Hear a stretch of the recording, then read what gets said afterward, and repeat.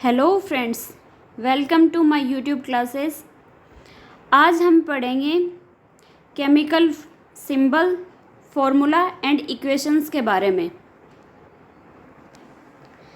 सबसे पहले हम देखेंगे केमिकल सिंबल्स के बारे में, यानी कि रासायनिक संकेत। अब अगर हम देखें तो कोई भी अगर एलिमेंट हम देख रहे हैं, यानी कि एटम देख रहे हैं, तो उसका कुछ पढ़ने के लिए कोई ना कोई तो सिंबल होता है। तो आज हम देखेंगे कि उनका नाम कैसे पढ़ा और उनको कैसे पढ़ा जाता है। सबसे पहले ये जो नाम रखा गया वो बर्जीलियस नामक जो साइंटिस्ट है, उन्होंने इसके बारे में बताया। जैसे इन्होंने सबसे पहले क्या किया कि कोई भी उनका जो अल्फ़ाबेट है तो उनमें उनका फर्स्ट लेटर है, तो उसके अकॉर्डिंग उनका जो संकेत यानी सिंबल रखा, उसी के हिसाब से पढ़ा गया। लेकिन कुछ के अंदर क्या हुआ कि बहुत सारे ऐसे भी वर्ड हुए जिनके सिंबल सेम हैं। फिर क्या किया कि फर्स्ट जो लेटर है उसको तो क्या किया, कैपिटल में लिखा, और उसके अंदर जो अनदर नेम जो मैन है उसको क्या किया, सेकंड लेटर जो है उसको शॉर्ट में लिखा गया, उसके बारे में बताया गया। इसी प्रकार से कुछ ना कुछ रूल के अकॉर्डिंग और इनके जो केमिकल सिंबल्स हैं वो दिए गए। चलो हम देखते हैं कि किसी तत्व के लंबे नाम को संक्षिप्त रूप में व्यक्त करने के लिए प्रयुक्त अक्षर या अक्षर समूह को रासायनिक संकेत यानी कि केमिकल सिंबल कहते हैं। आधुनिक रसायन शास्त्र में तत्वों के संकेत प्रसिद्ध जर्मन वैज्ञानिक बर्जीलियस द्वारा विकसित प्रणाली के अनुसार दिए जाते हैं। यानी कि जो हमारे नेम हैं, जो सिंबल हैं, वो बर्जीलियस प्रणाली के द्वारा दिए गए हैं। बर्जीलियस ने इस प्रणाली का विकास है वो 1811 यानी 1811 ईस्वी में किया था। इस प्रणाली के अनुसार यानी कि ये जो सिंबल हैं वो कैसे दिए गए हैं, तो उनके कुछ रूल्स हैं, उनके बारे में पढ़ते हैं। फर्स्ट क्या है कि किसी तत्व के अंग्रेजी, फ्रेंच या जर्मन नाम का प्रथम अक्षर का उस तत्व का संकेत होता है। जैसे एग्जाम्पल के तौर पे हम देखें तो जैसे कि तत्व का नाम यानी कि एलिमेंट का नाम देखें, जैसे हाइड्रोजन है, तो हाइड्रोजन है तो इसका सिंबल हम क्या देखेंगे, यानी कि संकेत है वो इसका फर्स्ट लेटर यानी कि कैपिटल एच के रूप में लिखेंगे। यानी कि हाइड्रोजन है, अब हमें हाइड्रोजन लिखना है तो पूरा वर्ड नहीं लिख के हम क्या करेंगे, सिर्फ एच के थ्रू उसका सिंबल लिख देंगे तो वो हाइड्रोजन लिखा जाएगा यानी माना जाएगा। फिर ऐसे जैसे नाइट्रोजन है तो इसका सिंबल होगा नाइट्रोजन का एन से व्यक्त कर दिया। फिर ऐसे ही जैसे कि फ्लोरीन है तो इसका जो सिंबल है ये कैपिटल एफ के रूप में हो गया। कार्बन है तो इसका भी फर्स्ट लेटर सी, कैपिटल सी के रूप में इसको लिखा गया है। ऐसे ही ऑक्सीजन आया तो ऑक्सीजन को क्या किया कि कैपिटल ओ के रूप में लिख दिया। ऐसे ही अगर हम देखें तो जैसे कि एटॉमिक स्ट्रक्चर देखें यानी कि एटम्स के बारे में देखें तो जैसे 118 तत्व हैं यानी कि 118 परमाणु हैं, तो ये तो हो नहीं सकता कि सभी को वन वर्ड के थ्रू शो कर सकते हैं, तो ऐसा तो कुछ हुआ नहीं, तो उनका नाम भी अलग से देखना ज़रूरी था। तो फिर क्या किया कि जो फर्स्ट लेटर है वो कैपिटल के रूप में रखा, और जो बाद में उसको मतलब उस अक्षर की जो उसका जो संकेत है उसको जानने के लिए क्या किया कि उस अक्षर में जिस अक्षर की दूसरे अक्षर की कोई प्रधानता है तो उसका दूसरा वर्ड लिया अक्षर, वो क्या किया कि वो स्मॉल लेटर में लिखा। चलो इसके बारे में देखते हैं।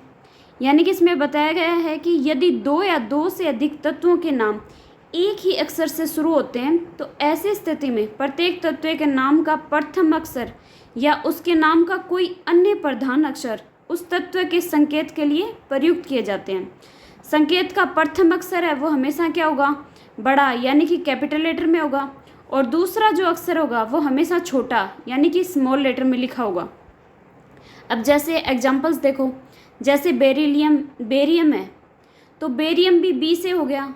नॉर्मल देखें तो बोरोन है वो भी बी से होता है, लेकिन सारे अगर बी नाम से करेंगे तो उनमें जो अलग कौन सा है वो क्या पता चलेगा, तो उनके नाम इस हिसाब से रखे गए। जैसे कि बेरियम है तो इसका जो सिंबल रखा गया तो ये फर्स्ट लेटर तो कैपिटल में बी लिख दिया, और सेकंड लेटर है वो बेरियम ए है वो स्मॉल लेटर में आ गया, यानी कि बी ए से देखेंगे तो बेरियम होगा। ऐसे ही अगर नेक्स्ट एलिमेंट देखें तो जैसे कि कैल्शियम है तो कैल्शियम को क्या किया कि अगर हम नॉर्मल देखें कि नॉर्मल सी से एक ही लेटर से अगर सी से व्यक्त कर दें तो क्या होगा, सी से हम जानते हैं कि कार्बन दे चुके हैं, अगर कैल्शियम को भी ओनली सी से ही दे देंगे तो फिर हम इसका डिफरेंस नहीं कर पाएंगे। इसलिए क्या किया कि कार्बन नाम तो हो गया, तो फिर कैल्शियम को देने के लिए क्या किया कि फर्स्ट लेटर तो कैपिटल में सी लिखा और सेकंड लेटर स्मॉल ए लिखा, यानी कि कैल्शियम का जो संकेत है वो Ca है। ऐसे ही जैसे नेक्स्ट है ब्रोमीन। ब्रोमीन है तो ब्रोमीन के अंदर कैपिटल लेटर में बी और स्मॉल लेटर में आर, बी आर से इसको ब्रोमीन को शो किया। ऐसे ही जैसे कि मैग्नीज है, मैग्नीज में फर्स्ट लेटर तो एम हो गया, मैग्नीज न की प्रधानता आ रही है तो सेकंड लेटर क्या किया स्मॉल में एन से, यानी कि मैग्नीज को लिखा जाएगा, इसका संकेत होगा Mn के रूप में। फिर अगर मैग्नीशियम आएगा तो उसका क्या होगा कि इसे Mg के रूप में लिखेंगे। ऐसे ही जैसे कि क्लोरीन है तो क्लोरीन में भी फर्स्ट लेटर तो C कैपिटल के रूप में लिख दिया, लेकिन सेकंड लेटर है वो स्मॉल l के रूप में, यानी कि क्लोरीन है वो Cl के रूप में लिखा।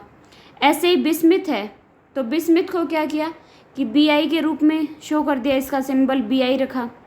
ऐसे ही मोलिब्डेनम है तो मोलिब्डेनम में क्या किया कि फर्स्ट लेटर M है वो कैपिटल में और स्मॉल लेटर में क्या किया M के बाद में O लगा दिया, यानी MO के रूप में क्या शो किया है मोलिब्डेनम। अब क्या किया कि कुछ और भी चेंजमेंट आए एरिया के अकॉर्डिंग या फिर अलग अलग कंट्री के अकॉर्डिंग, तो फिर इसमें कुछ और भी चेंज किया गया। तो थर्ड चेंज क्या किया गया, यानी कि कुछ तत्वों का संकेत है वो उनके लेटिन नाम है उस पर आधारित होते हैं। जैसे कि हम तत्व का नॉर्मल नेम देखें, जैसे सोडियम है तो इसे सोडियम को क्या लिखा कि Na के रूप में लिख दिया, लेकिन तत्व का जो लेटिन वर्ड है वो क्या था नेट्रियम, यानी कि हमें नॉर्मल पूछे Na है, इसका नॉर्मल नेम यानी सामान्य नाम क्या होगा तो ये होगा सोडियम और लेटिन नाम क्या होगा इसका नेट्रियम। ऐसे ही नेक्स्ट देखें तो जैसे कि तांबा है तो तांबा तो क्या हुआ तत्व है, ये सामान्य नाम तांबा है, लेकिन तांबा है उसका लेटिन नाम क्या होगा, ये होगा क्यूप्रम होगा और इसको तांबा यानी कि क्यूप्रम को क्या है Cu से संकेत से इसको शो किया गया है। ऐसे ही तत्व का नेक्स्ट जो एलिमेंट है वो देखो पोटेशियम है।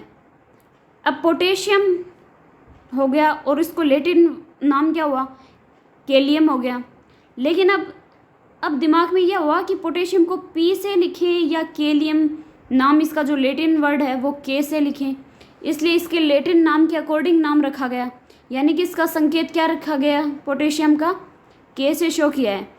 ऐसे ही जैसे कि चांदी है तो चांदी सामान्य नाम तो चांदी है, लेकिन इसका लेटिन वर्ड क्या है अर्जेंटम है, तो फिर इसका संकेत है वो Ag के रूप में शो किया गया।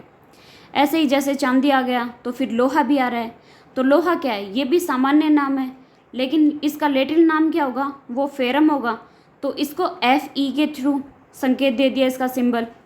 ऐसे ही जैसे कि चांदी सोना लोहा, तो सोना को क्या कहेंगे, ये सोना तो सामान्य नाम है, लेकिन लेटिन नाम क्या होता है सोना का वो होता है ओरम, और जो सोना यानी कि ओरम है इसका जो संकेत होगा वो Au के द्वारा शो किया गया है।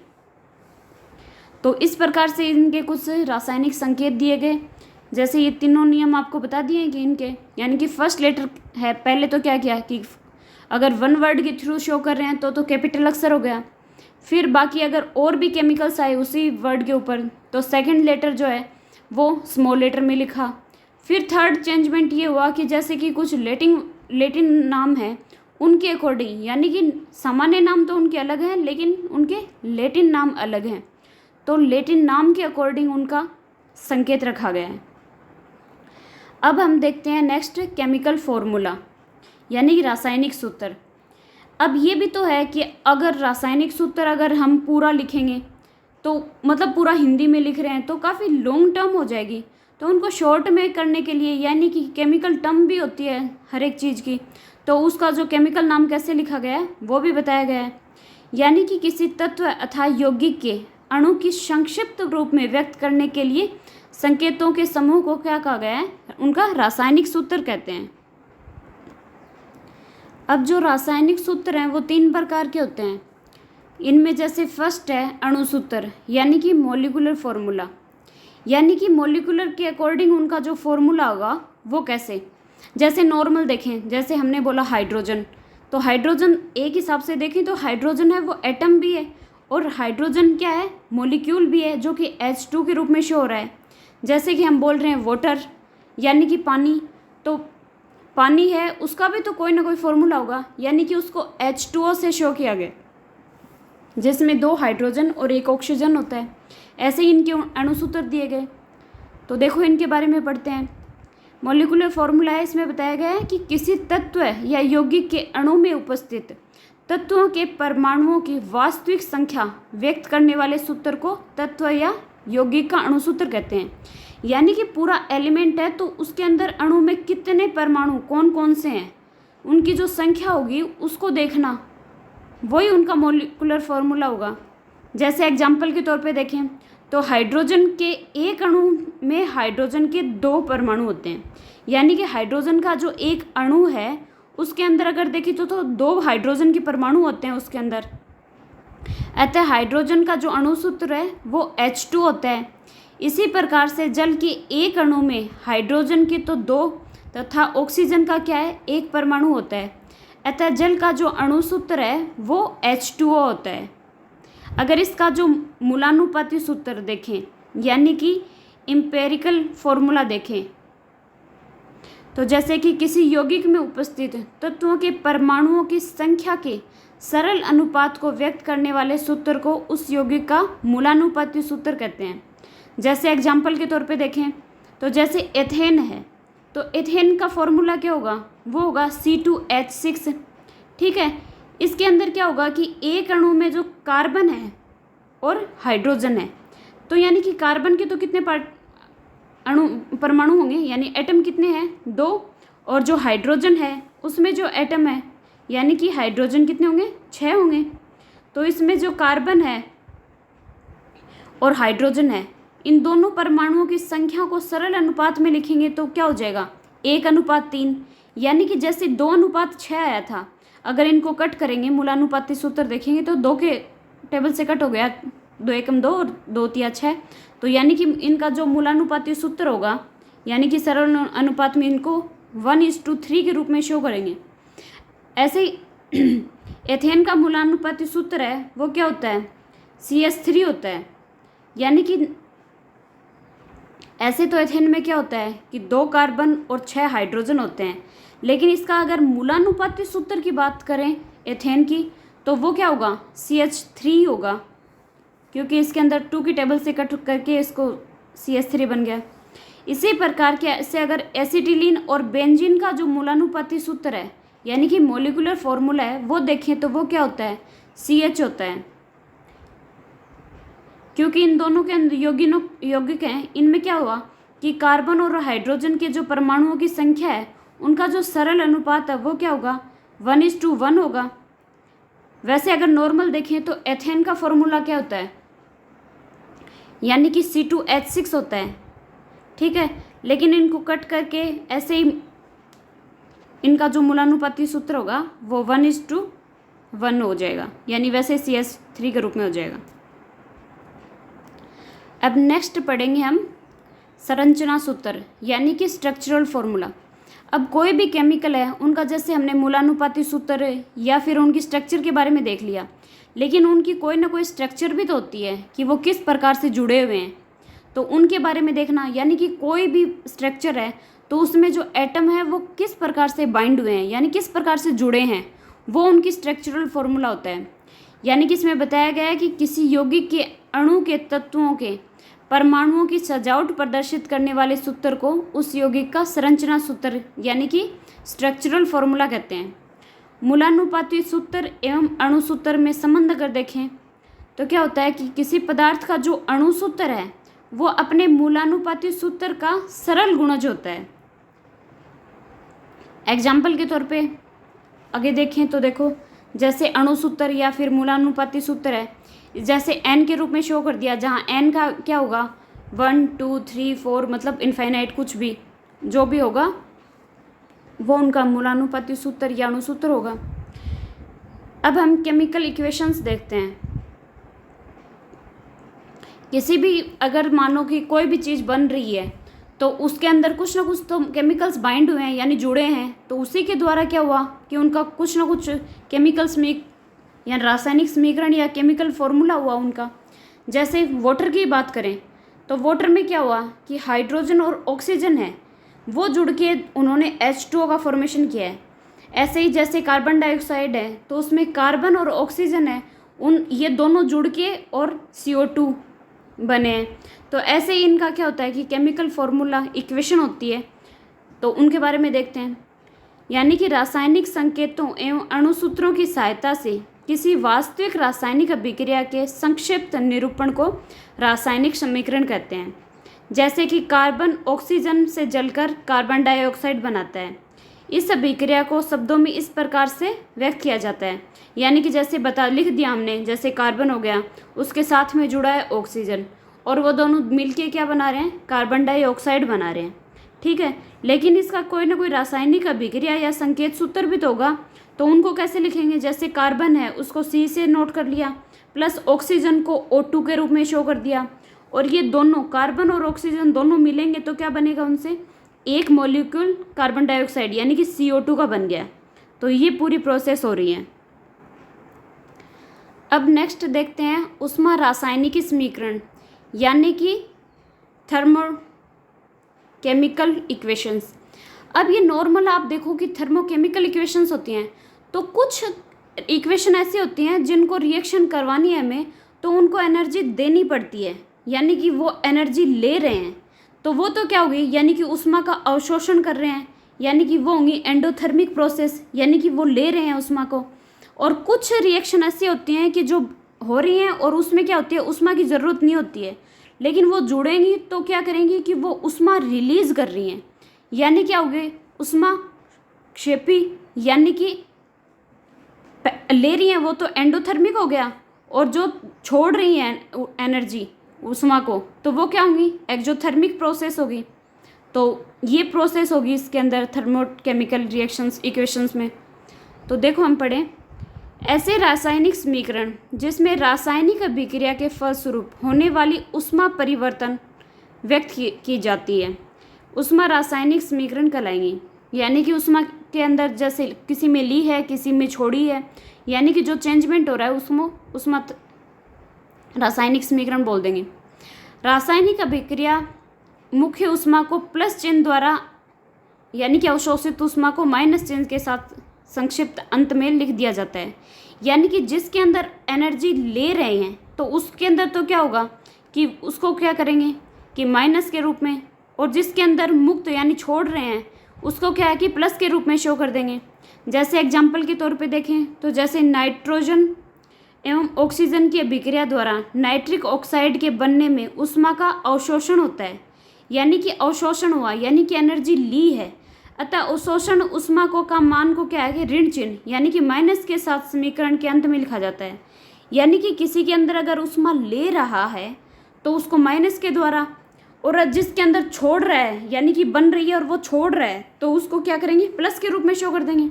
यानी कि जिस अभिक्रिया में ऊष्मा का अवशोषण होता है और उसमें उसे क्या बोलेंगे, ऊष्मा शोषी, यानी कि एंडोथर्मिक रिएक्शन बोलते हैं। जैसे नाइट्रोजन प्लस ऑक्सीजन है तो इसमें क्या बनेगा, नाइट्रिक ऑक्साइड। तो नाइट्रोजन और ऑक्सीजन की अभिक्रिया द्वारा क्या होता है, अमोनिया के बनने में ऊष्मा मुक्त होती है, यानी कि इसमें एनर्जी ली नहीं है, एनर्जी अपने आप पूरी बॉन्डिंग होने के बाद में क्या हो रहा है कि एनर्जी बन रही है, यानी वो छोड़ रहा है। अतः मुक्त ऊष्मा को क्या करेंगे कि धन चिन्ह यानी कि पॉजिटिव के साथ समीकरण के अंत में लिखा जाता है। जिस अभिक्रिया में ऊष्मा मुक्त होती है उसे ऊष्मा क्षेपीय अभिक्रिया कहते हैं, यानी कि ऊष्मा क्या हो रही है, निकल रही है उसमें, यानी कि अगर एनर्जी ले रही है रिएक्शन को करवाने के लिए तो उसे तो ऊष्मा शोषी बोल दिया, उसमें नेगेटिव चिन्ह लिखते हैं लास्ट में। और जो ऊष्मा क्षेपी यानी कि जिसके क्या हुआ कि रिएक्शन हो रही है और एनर्जी क्या हो रही है, रिलीज हो रही है, बन रही है, तो उसमें क्या होगा, उसे प्लस के रूप में शो कर दिया। जैसे कि नाइट्रोजन और हाइड्रोजन है, इससे क्या हुआ, अमोनिया बना है, तो ये प्रोसेस होगी।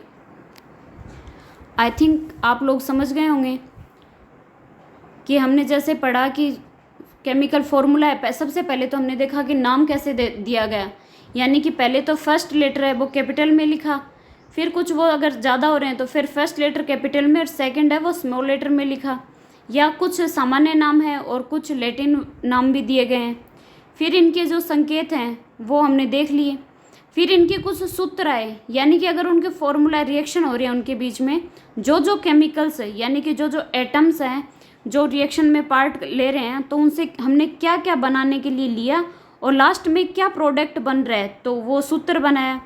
फिर इनके बीच में कुछ समीकरण होती हैं, यानी कि जो जो प्रोडक्ट लिए हैं वो और जो जो रिएक्टेंट बने हैं वो और लास्ट में जो प्रोडक्ट बन रहा है वो हमने क्या किया है कि इक्वेशन के थ्रू समझा दिया इसके अंदर।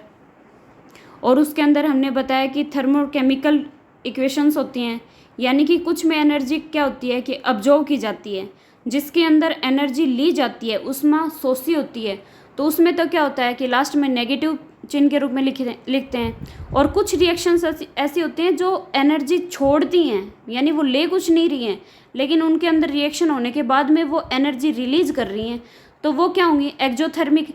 तो उनके अंदर क्या होगा कि लास्ट में प्रोडक्ट है वहाँ पे पॉजिटिव चिन्ह लिखा जाता है, यानी कि उसमें है वो रिलीज हो रही है।